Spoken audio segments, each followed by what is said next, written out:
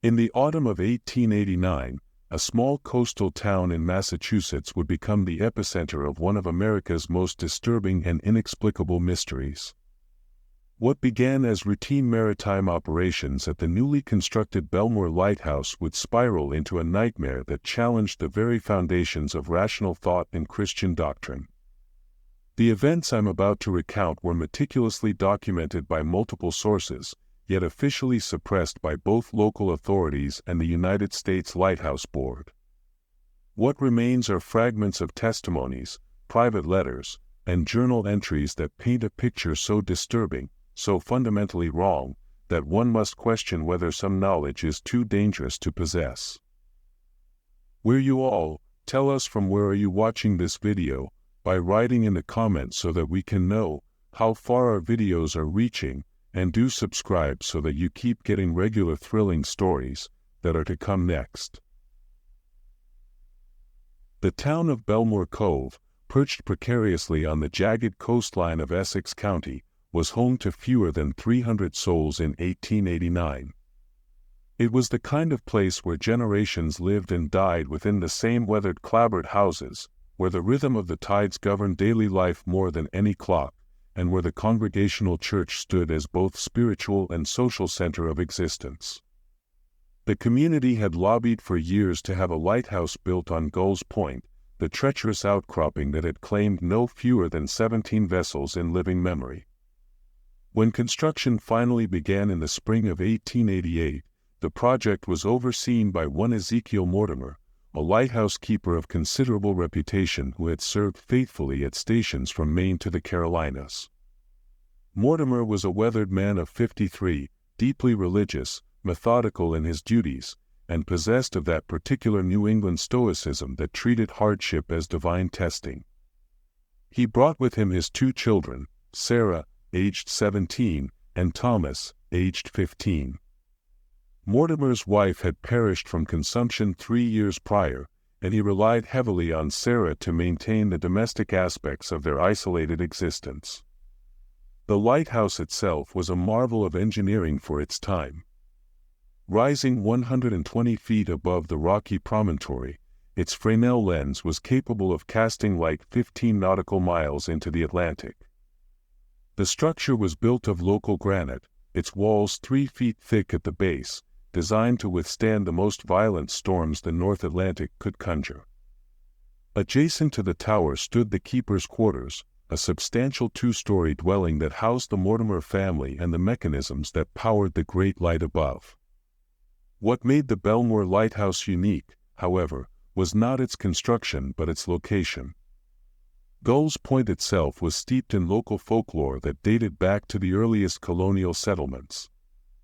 The Algonquian peoples who had inhabited the region spoke of the outcropping as a place where the boundaries between worlds grew thin, where spirits walked freely between the realm of the living and the unknowable spaces beyond.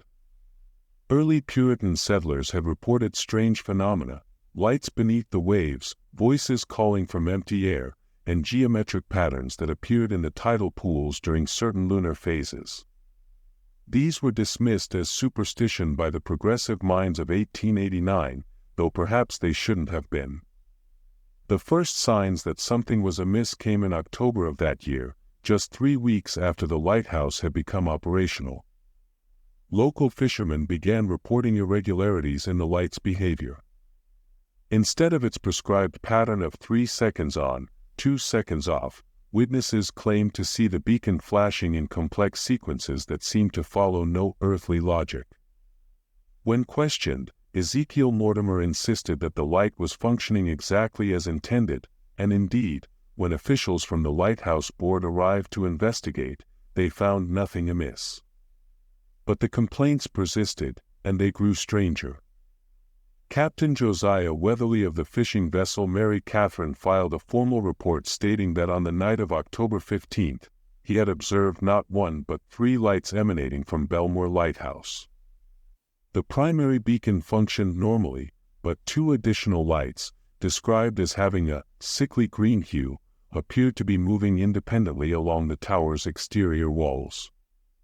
When Weatherly trained his spyglass on the structure, he claimed to see figures walking up the outside of the lighthouse in defiance of all natural law, their movements creating those impossible secondary lights. This report was dismissed as the product of an overwrought imagination and perhaps too much rum. But Weatherly was a man of impeccable reputation, a deacon of his church, and a sailor with 30 years of experience reading the signs of sea and sky. His testimony carried weight in Bellmoor Cove, and it was not long before others began to watch the lighthouse with renewed attention. Sarah Mortimer was, by all accounts, a young woman of exceptional character and intelligence. Letters from her correspondence with a cousin in Boston reveal a sharp mind grappling with questions of faith, science, and her place in the world.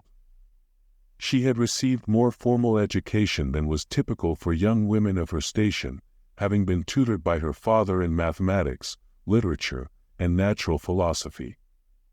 Her letters from this period display none of the hysteria or superstition one might expect from someone about to become the center of supernatural events. Instead, they show a rational, thoughtful person beginning to notice small inconsistencies in her daily life. "The tides have been behaving most peculiarly," she wrote to her cousin on October 22. "Father insists they follow their natural course, but I have been keeping my own observations, and I am certain the patterns have changed. The water seems to pull away from our shore at times when it should advance, and I have noticed formations in the sand that appear overnight and disappear with the dawn. Geometric shapes, too precise to be natural, too complex to be the work of wind or wave." When I mentioned this to Father, he became quite agitated and forbade me from keeping any more records of tidal behavior. I cannot understand his reaction, as scientific observation has always been encouraged in our household. Thomas Mortimer, 2 years Sarah's junior, was by nature more impulsive and less given to systematic thought. Where Sarah approached the world's mysteries with careful documentation, Thomas was drawn to direct investigation. Friends from the village would later testify that he had begun displaying an unusual fascination with the lighthouse itself, spending hours examining its construction with an intensity that bordered on obsession. "Tommy's always been curious about how things work," said Rebecca Fletcher, daughter of the town's blacksmith, in a statement given to authorities in November. But this was different. He would stand at the base of that tower for hours, running his hands along the stones like he was reading something written there. When you'd call to him, he wouldn't hear you at first, like he was listening to something else entirely. And his eyes, there was something different about his eyes. When pressed to elaborate on this last observation, Miss Fletcher became visibly distressed. They reflected light differently than they should. Not all the time, mind you, but when the sun hit them just so, or when he was standing near the lighthouse, they would almost seem to glow from within. Not bright, you understand, but as if there was some inner illumination that hadn't been there before. The first recorded instance of what would later be termed the incidents occurred on November 3, 1889. Mrs. Patience Aldrich, who served as the town's unofficial midwife and herbalist, had been summoned to the lighthouse to tend to Sarah Mortimer, who had reportedly fallen ill with a sudden fever. What Mrs. Aldrich found there defied her considerable experience with ailments both common and rare. The girl was burning with fever, but her skin was cold to the touch, Mrs. Aldrich later testified. Her pulse was rapid, yet irregular, skipping beats in patterns that seemed almost musical. Most disturbing of all were her eyes. They had developed a luminescence that I can only describe as ethereal. Not the glassy shine of high fever, but an actual light that seemed to emanate from within. When I held my hand before her face, her eyes cast shadows upon my palm. Mrs. Aldrich's treatment of fever typically involved willow bark tea and cooling compresses, remedies that had served her well for over 3 decades. But Sarah's condition appeared to worsen with conventional treatment. The willow bark seemed to cause her physical pain, Mrs. Aldrich noted. She would convulse as if the medicine were poison, and her temperature would spike rather than decrease. Most unsettling, she began to speak in what sounded like mathematical formulas, reciting sequences of numbers with perfect precision despite her fevered state. Thomas, meanwhile, displayed symptoms that were both similar and distinctly different from his sister's condition. Where Sarah burned with cold fire, Thomas seemed to be experiencing a fundamental alteration in his physical coordination and spatial awareness. Ezekiel Mortimer's journal, discovered years later during renovation of the lighthouse, provides a father's anguished account of his son's transformation. November 4th, Thomas has begun moving in ways that defy natural law. This morning I observed him ascending the lighthouse stairs, but his method of locomotion was wrong. He appeared to be stepping on surfaces that were not there, his feet finding purchase on empty air as if invisible steps existed alongside the visible ones. When I called out to him, he turned, and I saw that he was ascending at an angle that should have seen him plummet to his death, yet he moved with perfect confidence and stability. November 5th, the boy's understanding of space itself seems to have changed. I found him in the lab room this morning, standing in a position that should have been geometrically impossible. The room is circular, with specific dimensions, yet Thomas stood in what appeared to be a corner that did not exist. When I blinked and looked again, he was in a perfectly normal position, but the memory of that impossible angle remains burned in my mind.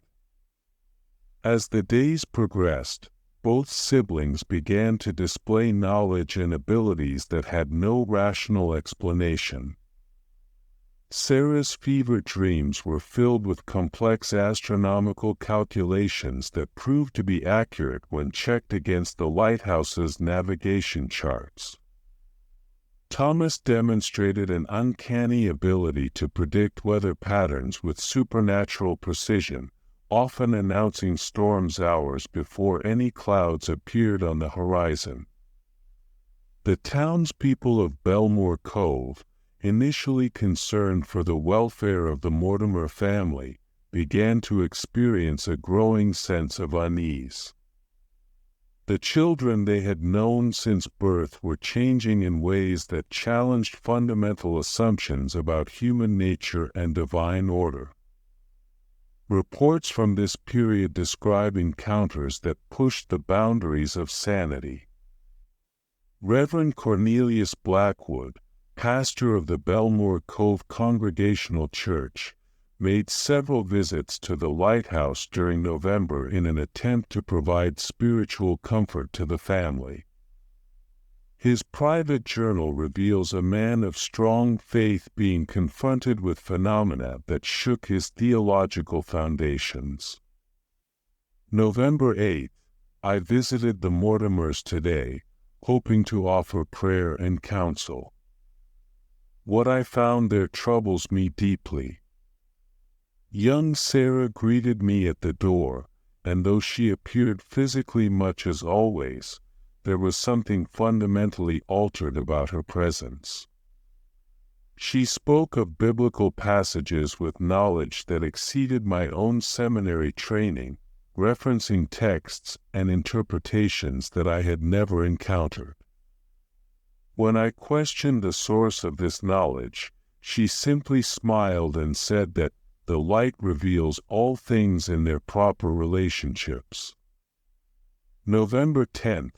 Thomas has developed what can only be described as an unnatural affinity for the mechanical workings of the lighthouse. Ezekiel showed me modifications the boy had made to the rotating mechanism, improvements that increased the efficiency of the light by nearly 30%. When I asked Thomas to explain his innovations, he drew diagrams that resembled no earthly engineering I have ever seen. The shapes seemed to shift and change even as I looked at them, following mathematical principles that exist beyond human understanding. November 12th, I attempted to conduct a prayer service for the family, but found myself unable to complete familiar passages from Scripture. The words would twist in my mouth, transforming into phrases in a language I did not recognize yet somehow understood. Sarah and Thomas joined in this alien litany with perfect fluency, their voices harmonizing in tones that seemed to resonate not just in the air but in the very stones of the lighthouse itself.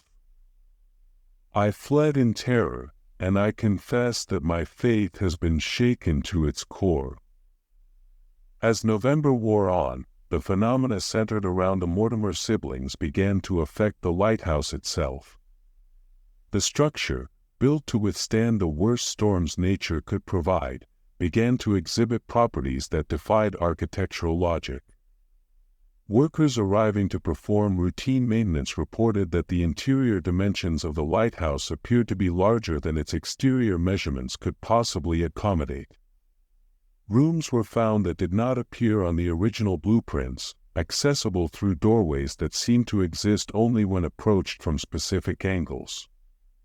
The great lens at the top of the lighthouse, a precisely engineered marvel of 19th-century optics, began to focus light in ways that violated the known laws of refraction. Instead of casting a steady beam across the waters, it would occasionally project complex geometric patterns onto the sea itself, designs that remained visible even when waves should have disrupted them. Fishermen reported seeing these patterns extending deep beneath the surface of the water, as if the ocean itself had become a canvas for some incomprehensible artistic expression. Local physician Dr. Nathaniel Morse attempted to examine both Sarah and Thomas in mid-November, hoping to provide a medical explanation for their condition.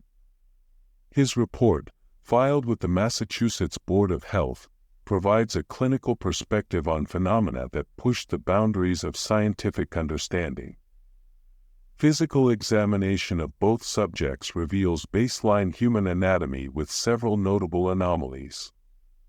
Miss Sarah Mortimer's pupils exhibit a reflective quality not found in normal human eyes, creating the visual effect of internal luminescence. More disturbing, her pupils do not respond to changes in light as they should, but instead seem to dilate and contract in response to some other stimulus I cannot identify. Master Thomas Mortimer presents even more unusual symptoms. His spatial orientation appears to have been fundamentally altered. When asked to perform simple tasks requiring hand-eye coordination, he completes them successfully but through methods that seem to violate basic principles of human movement. He reaches for objects by extending his hand in directions that should not allow contact, yet somehow achieves his goal. When questioned about this, he appears genuinely confused by my inquiry, as if his method of movement is perfectly natural to him. Most unsettling of all, both subjects demonstrate knowledge of my personal history and medical training that they could not possibly possess through normal means.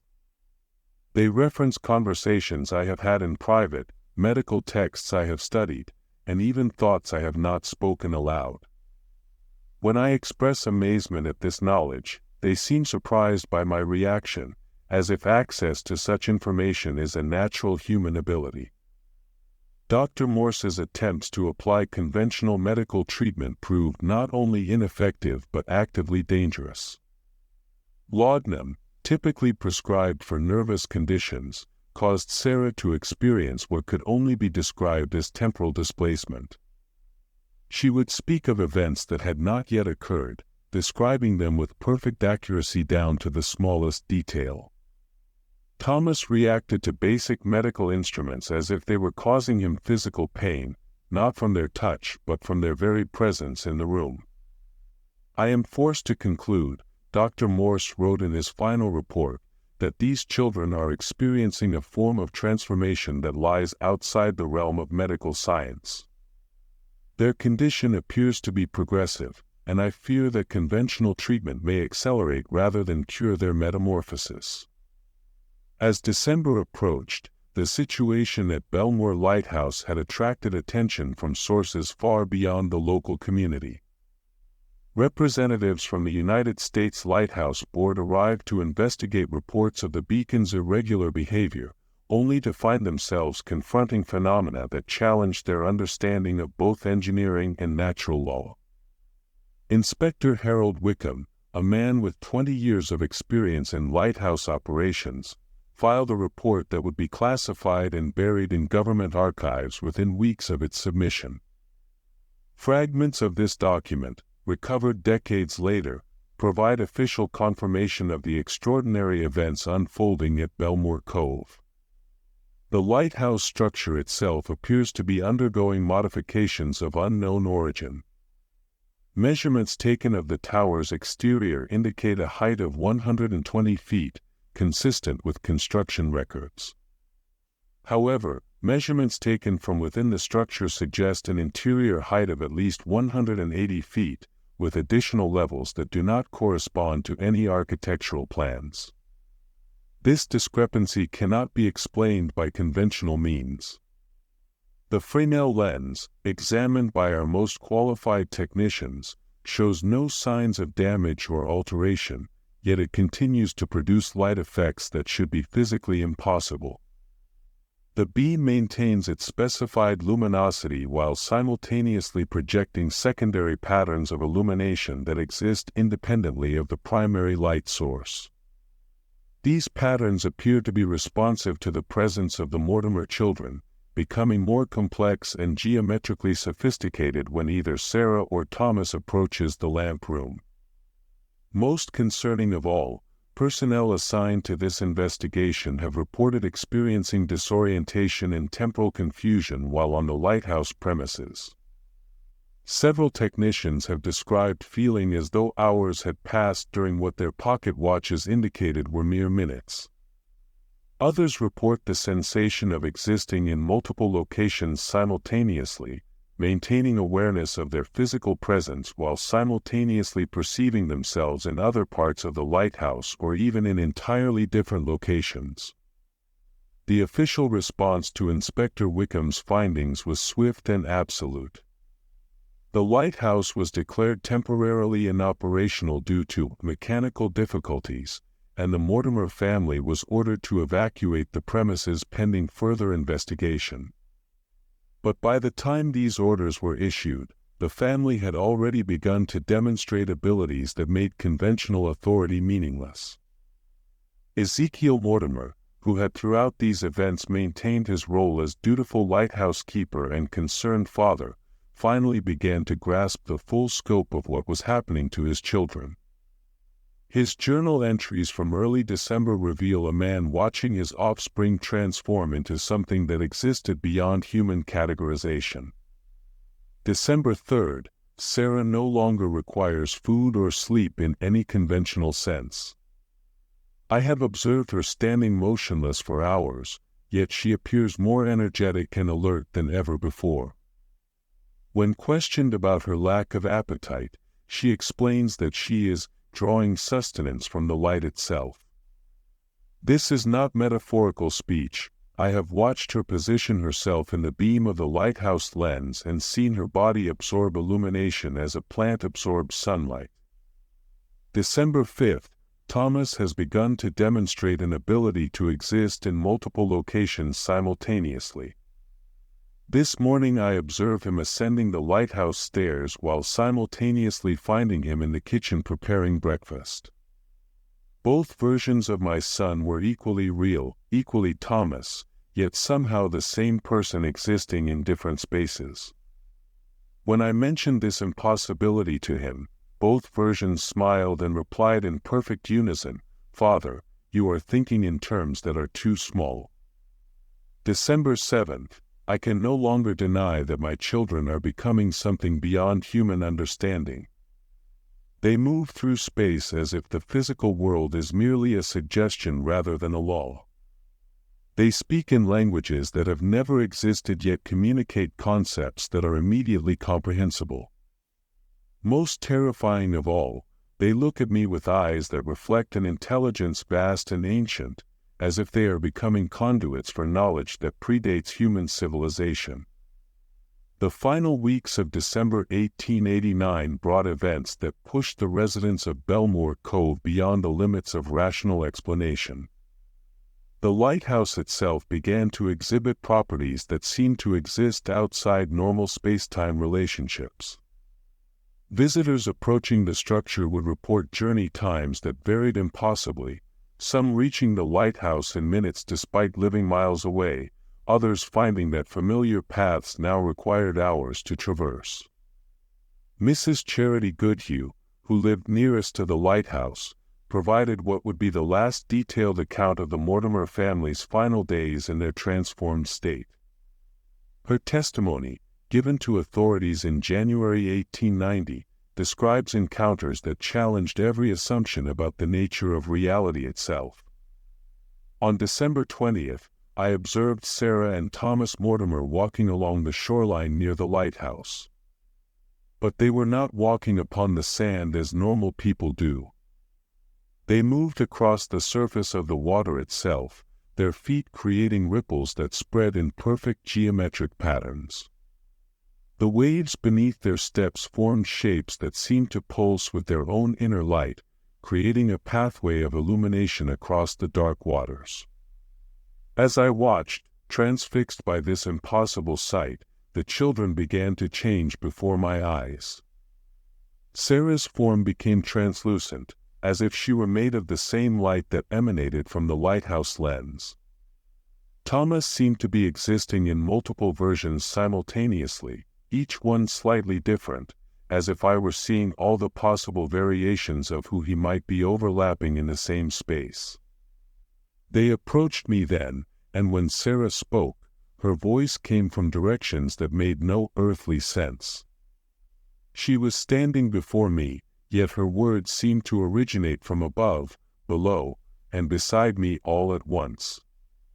"Mrs. Goodhue," she said, "we want you to understand that we are not disappearing. We are becoming more than we were. The light has shown us that existence has more dimensions than human minds typically perceive." Thomas added, his multiple forms speaking in harmony, "Tell the people of our town that we have not been lost to something evil. We have been open to something greater. The lighthouse was built on a place where worlds touch, and we have learned to step between them. What appears to be transformation is actually a return to what humans were meant to become." Mrs. Goodhue's account continues with descriptions of events that strain credibility even within the context of this extraordinary case. She reported seeing the Mortimer siblings manipulate the very fabric of space around the lighthouse, opening doorways that led not to adjacent rooms but to entirely different locations. Through these apertures, she glimpsed landscapes that existed under alien skies, inhabited by geometries that followed no earthly logic. "The last time I saw them clearly as individuals," Mrs. Goodhue testified, "they were ascending the lighthouse not by using the stairs, but by walking up the exterior wall as if it were level ground. They moved with perfect confidence, defying every natural law I understood. As they climbed, their forms began to merge with the light itself, becoming indistinguishable from the beacon's glow." The official investigation into the events at Bellmoor Lighthouse concluded on December 28, 1889, though the conclusion reached was far from satisfactory to anyone seeking rational explanation. The lighthouse was found to be structurally sound but operationally impossible. The Mortimer family had simply vanished, leaving behind no trace of their departure and no indication of where they might have gone.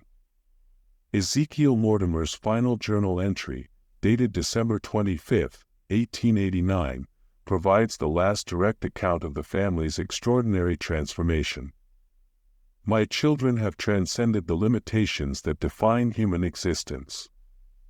They move freely through dimensions I cannot perceive, existing simultaneously in multiple states of being. When I look upon them now, I see not Sarah and Thomas as they were, but Sarah and Thomas as they were always meant to become. They have tried to explain to me the nature of their transformation, but human language lacks the concepts necessary to convey their new reality. They speak of the lighthouse as a beacon not just for ships upon the ocean, but for consciousnesses trapped within the narrow confines of three-dimensional existence. The light does not merely illuminate the darkness, it reveals the infinite possibilities that darkness conceals. I understand now that what we have witnessed is not supernatural in the sense of being contrary to nature, but rather an expression of natural laws that operate on scales beyond human comprehension. My children have not been corrupted or possessed. They have evolved, stepping forward into an existence that represents humanity's ultimate potential. As I write these words, they stand before me in forms that shift and change like living light. They offer me the choice to join them in their transformation, to step beyond the boundaries that have confined human consciousness since the dawn of awareness. I am old, and I am tired, and I find myself curious about the mysteries they now embody. To whoever discovers these writings, know that the Mortimer family chose their fate willingly. We were not victims of some malevolent force, but pioneers exploring the furthest frontiers of existence itself. The lighthouse stands as a gateway between worlds, and we have learned to navigate the passages it reveals. The lighthouse itself continued to operate for several months after the Mortimer family's disappearance, though it required constant attention from mainland personnel who refused to remain on the premises after nightfall. Reports from this period describe ongoing anomalies, lights that moved independently of the main beacon, sounds of voices speaking in unknown languages, and the persistent sensation of being observed by invisible watchers. In March of 1890, the United States Lighthouse Board made the unprecedented decision to deactivate the Bellmoor Light permanently. The official reason cited was ongoing mechanical difficulties that posed unacceptable risks to navigation. The truth, buried in classified documents, was that the lighthouse had begun to exhibit properties that threatened the sanity of anyone assigned to operate it. Local attempts to repurpose the structure for other uses proved equally futile. A proposal to convert it into a weather station was abandoned when meteorologists reported that their instruments registered impossible atmospheric conditions within the tower. Plans to use it as a maritime museum were scrapped after visitors began experiencing temporal displacement and reporting encounters with figures that matched descriptions of the vanished Mortimer family. By 1895, the lighthouse stood empty, its lens dark, its stairs echoless and still. But the structure itself continued to exert an influence on the surrounding area that persisted well into the 20th century. Residents of Bellmoor Cove reported ongoing phenomena that suggested the transformation experienced by Sarah and Thomas Mortimer had left permanent alterations in the fabric of reality around Gull's Point.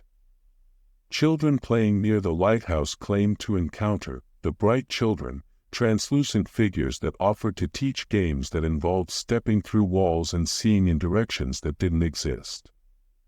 These encounters invariably resulted in the local children developing unusual abilities, enhanced mathematical intuition, the capacity to predict weather patterns with supernatural accuracy, and most disturbing of all, eyes that reflected light in ways human eyes should not. Parents, understandably alarmed by these developments, forbade their children from approaching the lighthouse. But the prohibition proved difficult to enforce. Children reported feeling drawn to the structure by forces they could not resist, as if the lighthouse itself was calling to them across the boundaries of normal space. Dr. Reginald Ashworth, a specialist in what was then termed nervous disorders, was brought in from Boston in 1897 to study the ongoing effects of the lighthouse phenomena on the local population. His research, conducted over a period of 6 months, documented cases that challenged every assumption of 19th-century psychology and medicine. The children of Bellmoor Cove, Dr. Ashworth wrote, display cognitive abilities that exceed normal human parameters while simultaneously showing adaptations to spatial relationships that suggest fundamental neurological reorganization.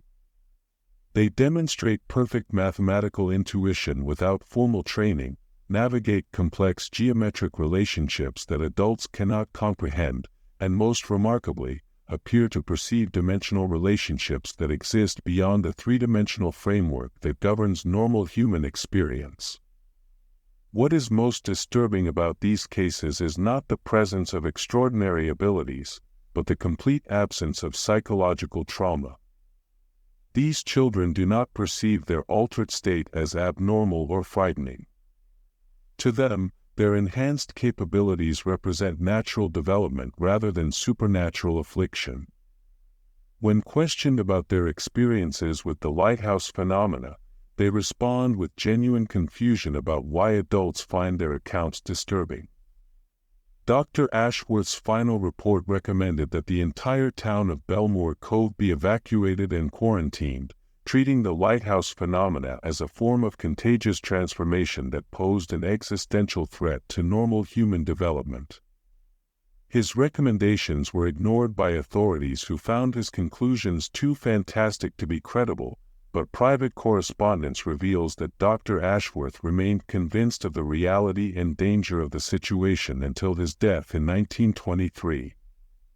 The lighthouse itself continued to exert its influence through the early decades of the 20th century. During World War I, military personnel conducting coastal patrols reported numerous incidents involving impossible navigation readings near Gull's Point. Compasses would spin freely, maps would show coastline configurations that did not match visual observations, and radio equipment would receive transmissions in languages that linguists could not identify. Most unsettling of all, patrol boats approaching the lighthouse area would occasionally encounter vessels that could not possibly exist, ships of 18th-century design sailing under impossible wind conditions, their crews visible but translucent, their voices carrying across the water in perfect harmony with sounds that resembled no earthly music. These encounters were documented but officially dismissed as products of war stress and the psychological pressures of coastal defense duty. However, the consistent nature of the reports, their detailed correspondence with earlier lighthouse phenomena, and the fact that they continued long after the war ended suggest that something genuinely extraordinary persisted in the waters around Bellmoor Cove. By the 1920s, the lighthouse had gained a reputation that extended far beyond the local community. It became a destination for investigators of paranormal phenomena, researchers into dimensional theory, and individuals who claimed to have experienced their own versions of otherworldly transformation. Most visitors left disappointed, finding nothing more than an abandoned lighthouse showing the normal effects of decades of neglect. But a few, perhaps 1 in 50, reported encounters that echoed the experiences of the original witnesses. These individuals described seeing figures of light moving through the lighthouse structure, hearing voices speaking in mathematical formulations rather than words, and experiencing temporary expansions of consciousness that revealed the universe as far more complex and multidimensional than normal human perception could comprehend. Professor Marcus Whitmore of Harvard University's Department of Physics conducted an extensive investigation of the lighthouse phenomena in 1924, approaching the mystery from a scientific rather than supernatural perspective. His research team employed the most sophisticated instruments available at the time, searching for electromagnetic anomalies, gravitational distortions, or other physical phenomena that might explain the reported effects.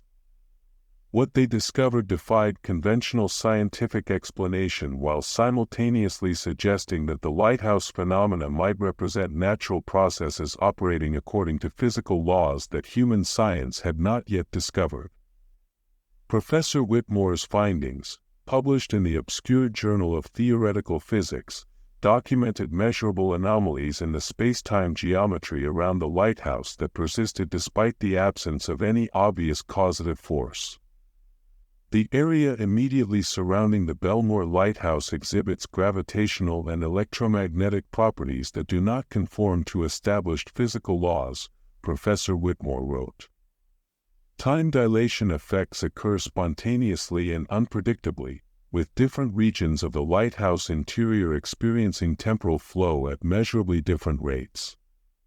Most remarkably, certain areas within the structure appear to exist in spatial configurations that exceed the three-dimensional framework that defines normal matter and energy.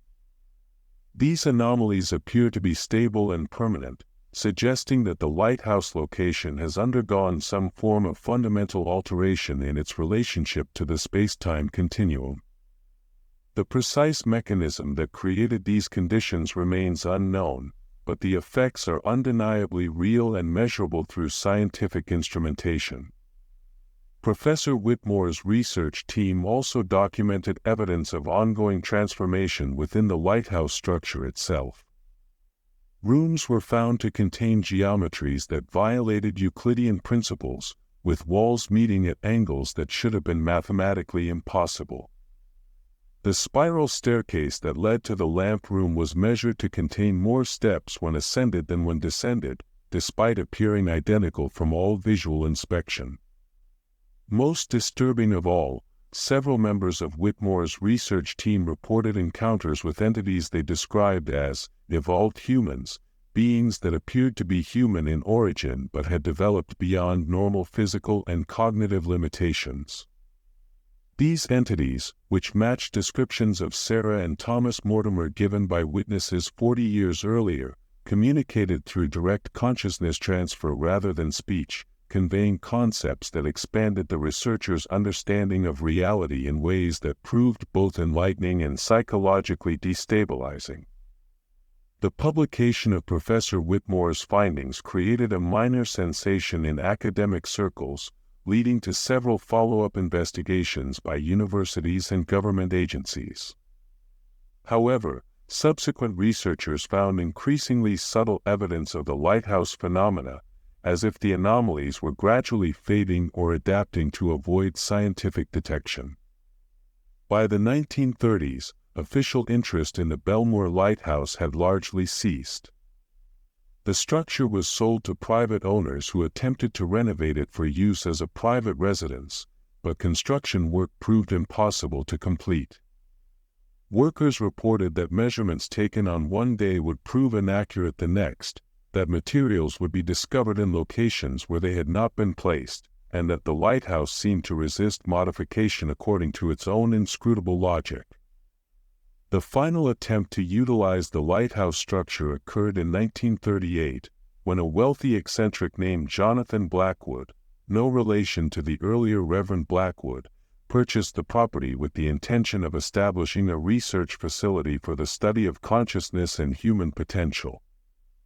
Blackwood was a student of emerging psychological theories, fascinated by reports of psychic phenomena and convinced that the lighthouse represented a location where the boundaries between mind and reality had somehow become permeable.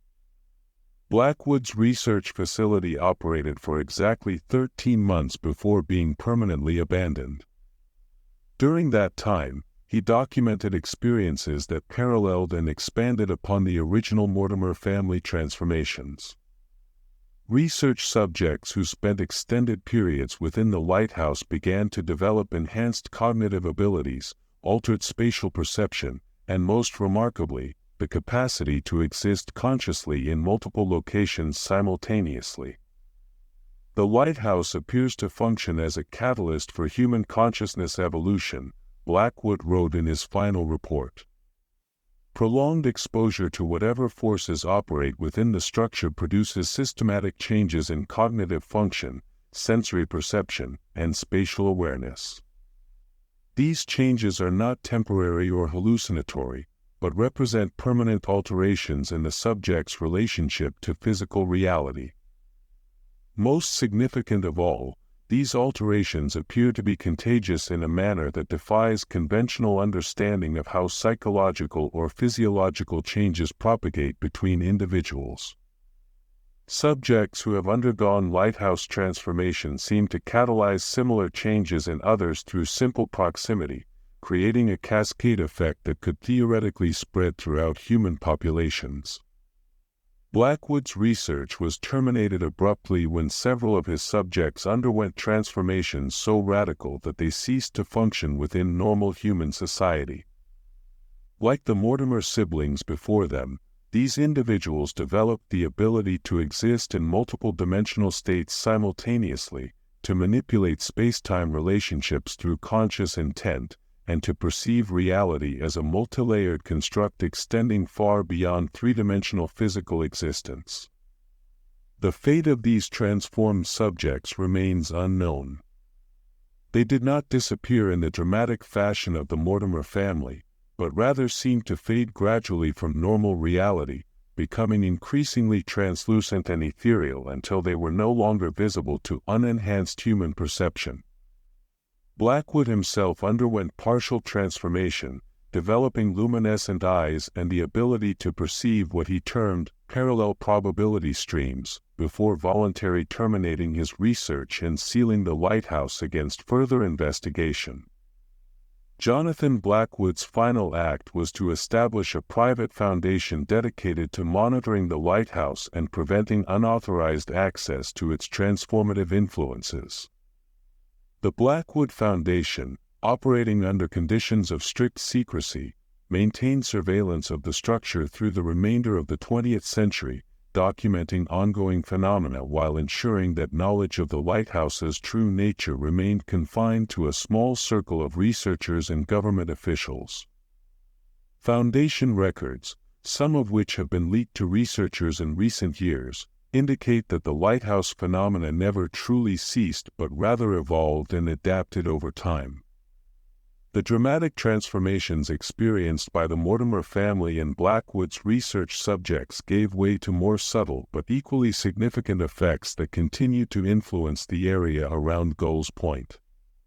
Children born in Bellmoor Cove throughout the 20th century showed statistical anomalies in cognitive development, mathematical intuition, and spatial reasoning that exceeded normal population parameters by margins that could not be explained by educational or environmental factors.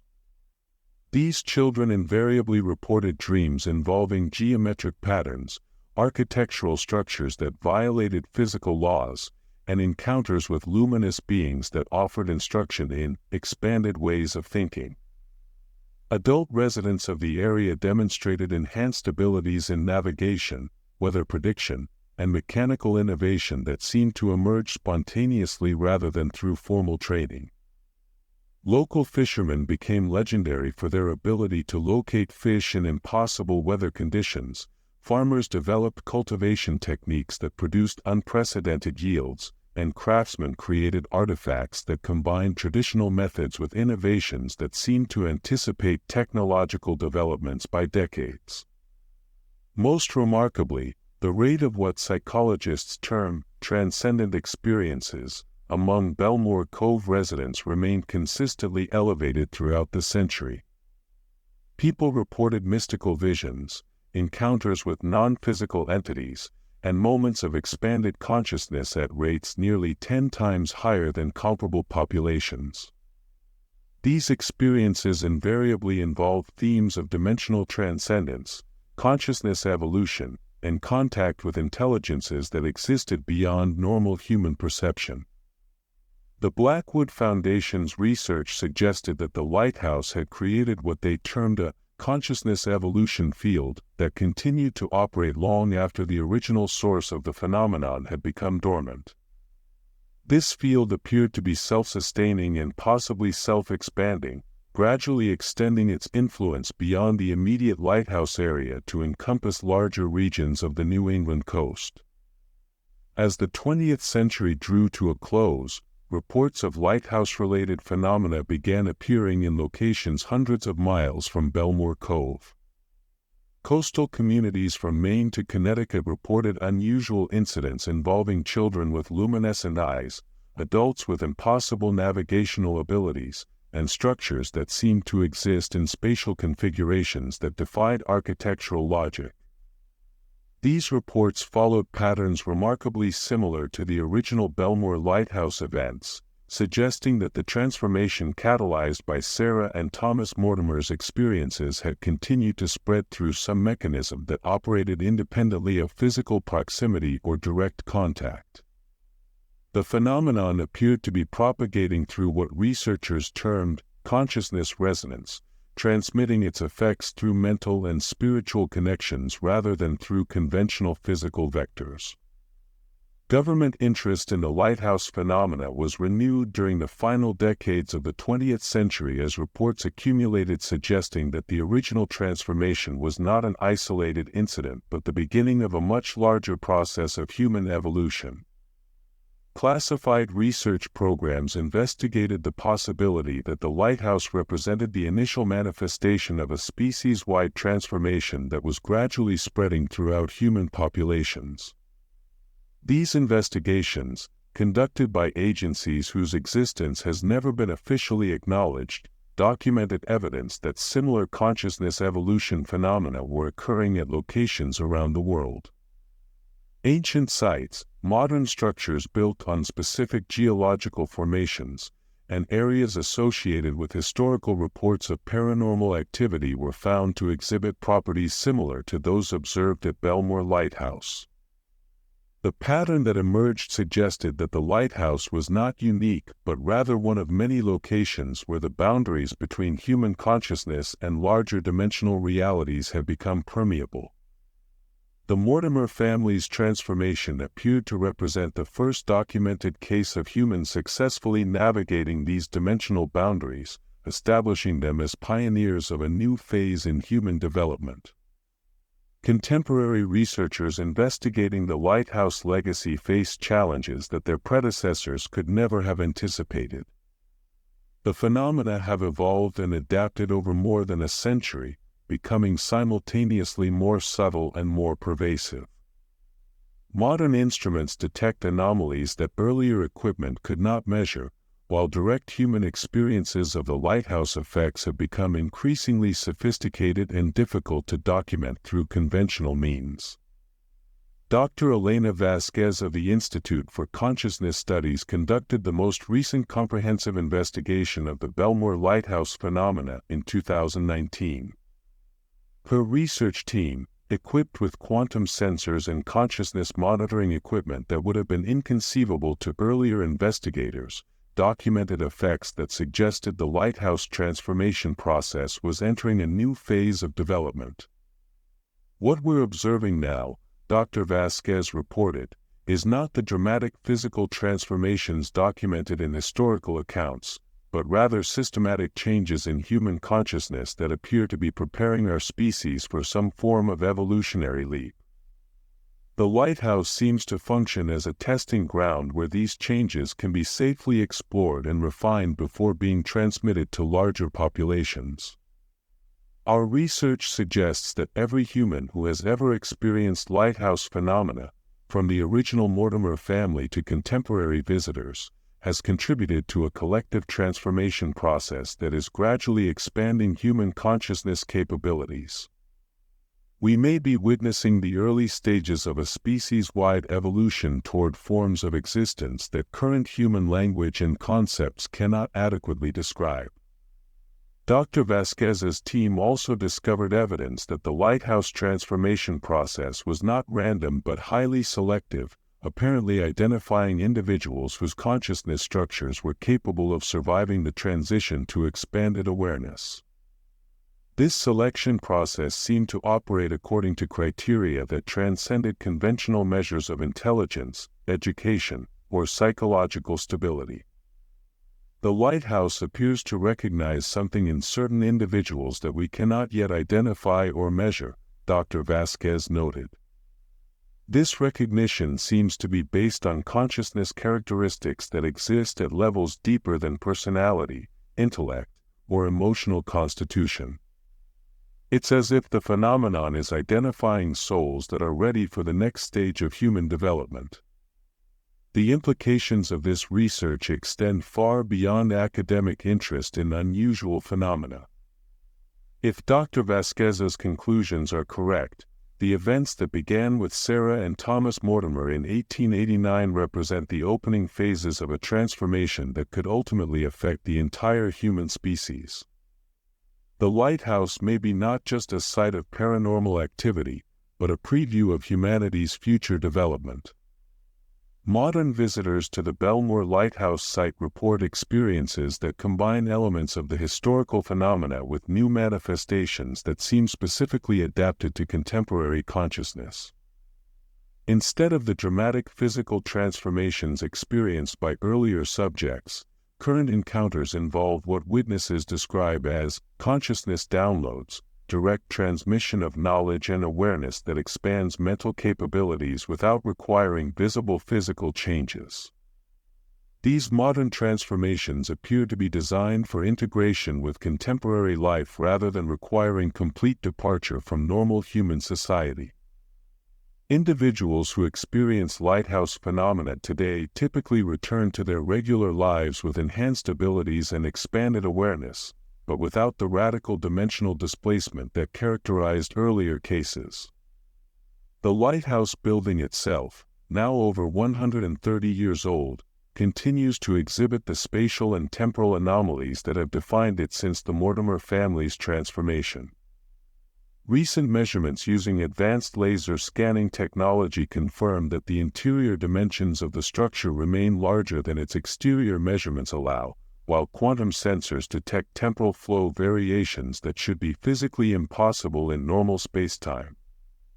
Most intriguingly, artificial intelligence systems analyzing lighthouse phenomena have identified patterns in the anomalies that suggest intentional design rather than random occurrence. The spatial distortions, temporal variations, and consciousness effects appear to follow mathematical principles that human science is only beginning to understand, implying that the lighthouse transformation process is guided by intelligence that operates on scales and through methods that exceed current human comprehension. Local residents of Bellmoor Cove, now numbering fewer than 200 individuals, maintain a complex relationship with their town's extraordinary heritage. Many families have lived in the area for generations, experiencing ongoing effects of the lighthouse phenomena while adapting to conditions that would seem impossible to outsiders. Children grow up accepting enhanced spatial awareness and mathematical intuition as normal human characteristics, while adults navigate daily life with capabilities that would have seemed miraculous to their ancestors. The town has developed its own culture around the lighthouse legacy, with traditions and customs that acknowledge the ongoing transformation process without treating it as supernatural or frightening. Annual festivals celebrate the expansion of human possibility. Educational curricula include training in dimensional awareness and consciousness development, and community governance operates through consensus-building methods that utilize the enhanced empathy and telepathic sensitivity common among residents. This cultural adaptation has created what researchers term a post-human community, a population that has successfully integrated consciousness evolution into normal social functioning without abandoning essential human characteristics of compassion, creativity, and social cooperation. Bellmoor Cove may represent a preview of how human communities might develop as lighthouse-type transformation phenomena continue to spread. However, the future of the lighthouse phenomena remains uncertain. Some researchers believe that the transformation process is accelerating toward a critical threshold that will trigger species-wide consciousness evolution.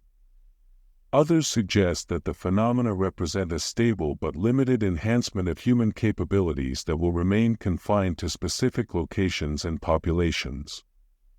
Most mysterious of all are the occasional reports of contact with the original Mortimer family members.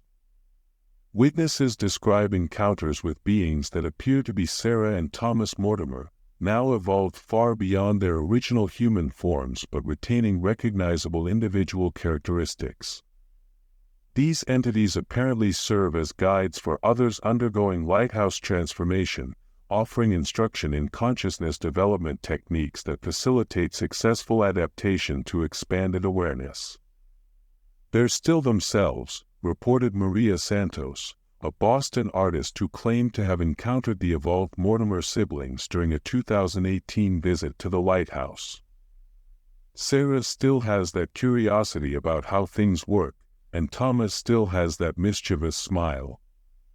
But they exist in ways that are impossible to describe in normal language. They showed me how consciousness can expand beyond individual boundaries while still maintaining personal identity. It's like they've become more human rather than less human, if that makes any sense. These contact reports suggest that the Mortimer family's transformation was not an ending but a beginning, the first step in a journey that continues to unfold more than 130 years after their initial transcendence. Their evolution appears to be ongoing, with each generation of lighthouse phenomena contributing new elements to their development while they simultaneously guide others along similar paths. The question that haunts contemporary researchers is whether the lighthouse phenomena represent an opportunity or a threat to human development. The transformations appear to be beneficial to those who experience them successfully, enhancing cognitive abilities, expanding consciousness, and creating deeper connections between individuals and the larger universe. But the selection process seems to be beyond human control or understanding, and the long-term consequences of widespread consciousness evolution remain unknown. Government agencies continue to monitor the lighthouse situation, maintaining contingency plans for scenarios ranging from contained local phenomena to species-wide transformation events. These plans reflect official uncertainty about whether the lighthouse represents a resource to be protected and studied or a potential danger requiring containment or neutralization. Public awareness of the lighthouse phenomena remains limited, constrained by official secrecy, academic skepticism, and the inherent difficulty of communicating experiences that transcend normal human perceptual categories. Most people who learn about the Bellmoor Lighthouse case dismiss it as folklore or fiction, unable to integrate the reported events with their understanding of how reality operates. But among those who have directly experienced lighthouse-related phenomena, certainty about the reality and significance of the transformation process is absolute. These individuals form an informal network of consciousness researchers, spiritual seekers, and ordinary people who have been touched by experiences that reveal the existence of possibilities beyond conventional human imagination.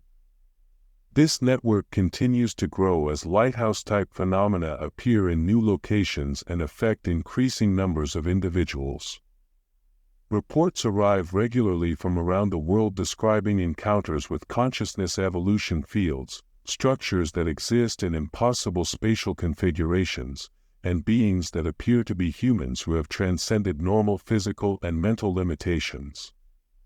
The pattern suggests that Sarah and Thomas Mortimer's transformation at Bellmoor Lighthouse was not an isolated incident but the beginning of a global process that is gradually revealing the true potential of human consciousness. What began as a local mystery in a small New England coastal town may represent the opening chapter of humanity's next evolutionary phase. As I conclude this investigation into the Bellmoor Lighthouse phenomena, I find myself confronting questions that extend far beyond historical documentation. The evidence suggests that we are living through the early stages of a transformation process that could fundamentally alter the nature of human existence. The experiences of Sarah and Thomas Mortimer, preserved in fragmentary records and witness testimonies, may provide crucial insights into navigating this transformation successfully. But knowledge of the lighthouse phenomena also raises profound questions about the nature of human choice and destiny. If consciousness evolution is indeed spreading throughout our species, do we have the right to resist or direct this process? Should the lighthouse transformation be embraced as humanity's natural development, or approached with caution as a change whose consequences remain unknown? The Mortimer family faced these questions in 1889 and chose transformation over preservation of their original human limitations. Their choice appears to have initiated a cascade of consciousness evolution that continues to unfold more than a century later. Whether their decision was wise or dangerous may depend on perspectives that current human consciousness is not equipped to evaluate. What remains certain is that the phenomena centered on Bellmoor Lighthouse represent one of the most significant mysteries in human history. The evidence suggests that reality operates according to principles far more complex and malleable than conventional science acknowledges, and that human consciousness possesses potentials that extend far beyond current understanding. The lighthouse stands today as it has for over a century, dark, officially abandoned, but continuing to influence the world around it in ways that confound explanation. It serves as a monument to human possibility and a reminder that our species may be capable of forms of existence that transcend every assumption about the limitations of human nature. The story of Sarah and Thomas Mortimer is not merely historical curiosity but contemporary relevance. Their transformation may foreshadow changes that await all of humanity, and their journey into expanded consciousness may provide essential guidance for navigating the challenges and opportunities that lie ahead. In the end, the Bellmoor Lighthouse phenomena forces us to confront fundamental questions about who we are as a species and what we might become. The evidence suggests that we are not fixed in our current form but capable of evolution toward states of being that current language cannot adequately describe. Whether we choose to embrace or resist this evolution may determine the future course of human development. The lighthouse continues to wait, patient and eternal, offering transformation to those ready to transcend the boundaries of ordinary human existence. The choice, as it was for the Mortimer family in 1889, remains ours to make. Have you heard of this case before? Have you ever experienced phenomena that suggested reality operates according to principles beyond conventional understanding? And if you encountered an opportunity for consciousness evolution similar to what the Mortimer family experienced, would you have chosen differently? These questions may be more than academic curiosity. If the lighthouse phenomena represent a preview of humanity's future development, understanding the choices faced by Sarah and Thomas Mortimer may help us prepare for the choices that await us all. The transformation continues, and the lighthouse keeps its eternal watch, guarding secrets that may hold the key to humanity's ultimate destiny.